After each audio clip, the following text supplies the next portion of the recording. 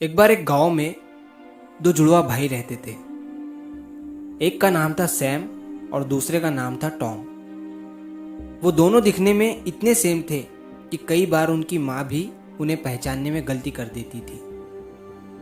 लेकिन वो दोनों सिर्फ दिखने में ही एक जैसे थे, लेकिन अंदर से दोनों की आदतें अलग अलग थी और दोनों ही बहुत अलग सोच रखते थे। जैसे कि सैम का कोई दोस्त नहीं था और टॉम के बहुत सारे दोस्त थे।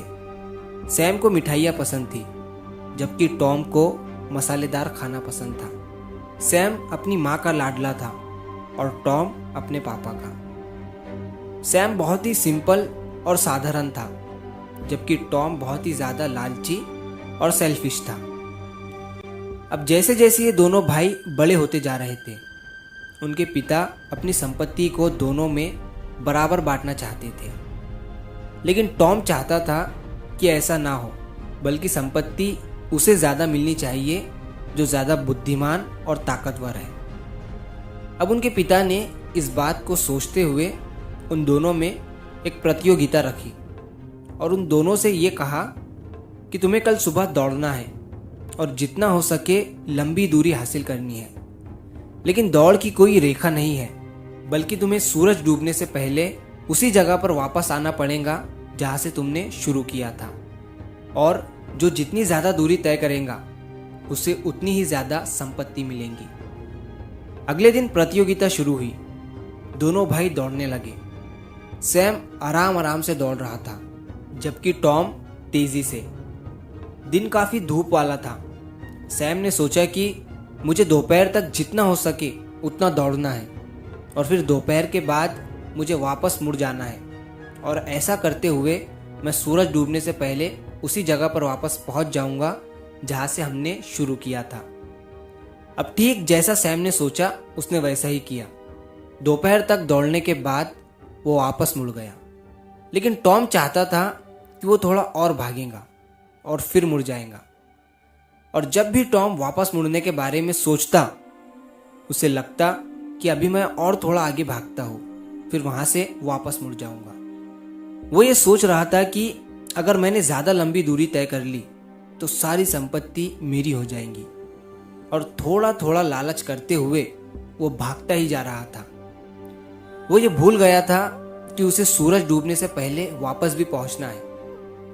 जब टॉम को लगा कि सूरज ढल रहा है, तब उसने वापस मुड़ने का फैसला किया, और जैसे ही वो वापस मुड़ा उसने देखा कि उसने बहुत दूरी तय कर ली है और अब सूरज डूबने तक वो वापस शुरू की हुई जगह पर नहीं पहुंच सकता है। वो सूरज डूबने तक आधा रास्ता भी पार नहीं कर पाया और वो अपनी लालच की वजह से इस रेस को हार गया। लेकिन सैम जो था वो बहुत अच्छे दिल का था, इसीलिए उसने अपने पिता से कहा कि आपकी संपत्ति हम दोनों में आधी आधी ही बांटे। और उसके पिता ने सैम को ये कहा कि मैं आधी आधी ही बांटने वाला था, बस मैं टॉम को ये सीख देने वाला था कि ज़्यादा सेल्फिश होना अच्छी बात नहीं होती है। दोस्तों, सेम ऐसा ही हमारे साथ भी होता है। हम थोड़ा थोड़ा लालच करते हुए इतने आगे निकल जाते हैं कि जहाँ से वापस लौटना हमें नामुमकिन लगने लगता है। हम सोचते हैं कि अब मुझे रुक जाना चाहिए, लेकिन हमारा लालच हमें थोड़ा कहते हुए कभी मुड़ने ही नहीं देता है और हम उसी में फंस जाते हैं। और दूसरी सीख इस कहानी से हमें ये मिलती है कि हमें अपनी बुद्धि पर, अपने शरीर पर घमंड नहीं करना चाहिए, ज़्यादा सेल्फिश और ज़्यादा एटीट्यूड नहीं दिखाना चाहिए, क्योंकि बुद्धि कभी भी भ्रष्ट हो सकती है और शरीर कभी भी बीमार पड़ सकता है।